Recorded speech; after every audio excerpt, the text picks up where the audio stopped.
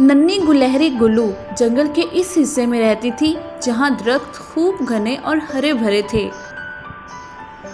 एक दिन इसकी मम्मा ने कहा, गुल्लू मैं खाने की तलाश में जा रही हूँ, तुम्हारे बाबा दूसरे जंगल गए हैं। मेरी गैर मौजूदगी में घर से बाहर न जाना, क्योंकि आज मौसम के आसार ठीक नहीं, बारिश और तेज हवा के चलने का इम्कान है। गुल्लू ने इस वक्त तो सर हिला दिया, लेकिन मम्मा के चले जाने के थोड़ी देर ही बाद इसे अपने दोस्त मंकी का ख्याल आया, जो इसके घर से थोड़े फासले पर रहती थी। मंकी का घर जंगल के बीचों बीच एक बड़े से दरख्त के पास था। आसमान पर बादल सूरज से आंख मचोली खेल रहे थे। थोड़ी ही देर में सूरज चाचा हार गए और अपना मुंह छुपा लिया। हर तरफ स्याह बादल छा गए। अभी गुल्लू आधे रास्ते में थी कि अचानक बिजली चमकी।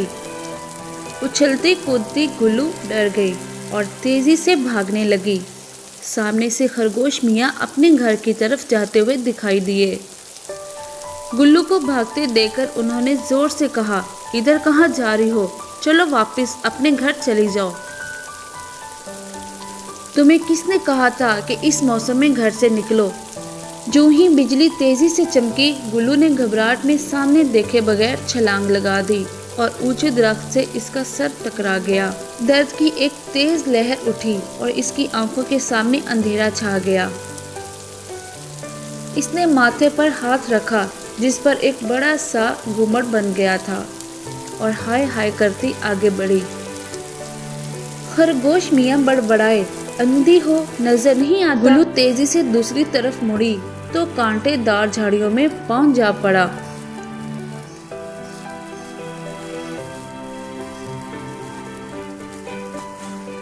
इसके मुंह से एक तेज चीख निकली और वो लंगड़ाती हुई रास्ते के दरमियान में चलने लगी। बल आखिर गिरती पड़ती वो घर ही पहुंच गई। इसे चोट लगी थी और दर्द भी बहुत हो रहा था। घर एक कोने में बैठकर वो रोने लगी और रोते रोते सो गई। जब इसकी आंख खुली तो बारिश थम गई थी। आसमान साफ हो चुका था।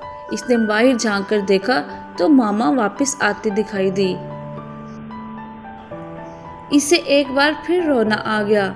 जो ही इसकी मामा अंदर दाखिल हुई, वो दौड़कर इनसे लिपट गई।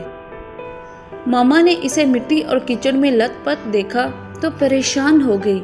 इसके सर पर हाथ रखा तो घुमड़ पर जा लगा। गुल्लू जोर से रोने लगी और रोते रोते मम्मा को सारा किस्सा सुना दिया।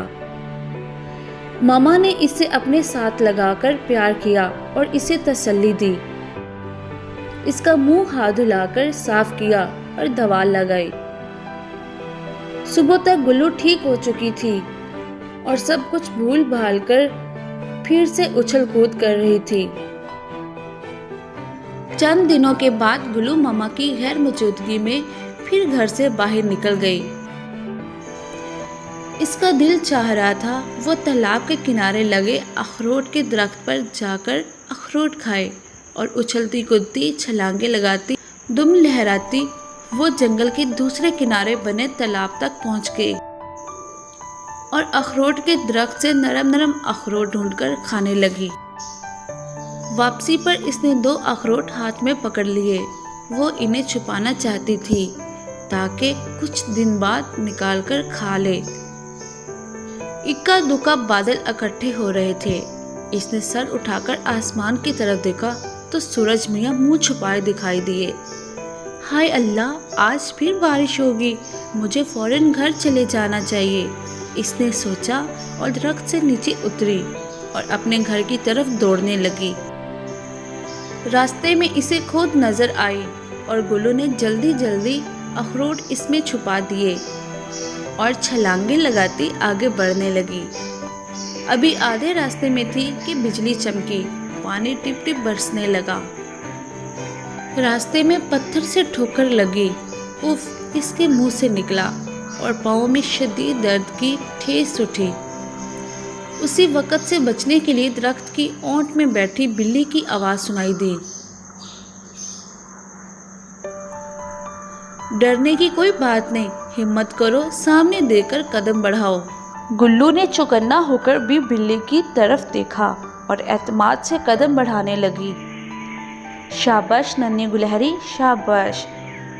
इसे बिल्ली की आवाज़ सुनाई दी और वो तेजी से भागने लगी।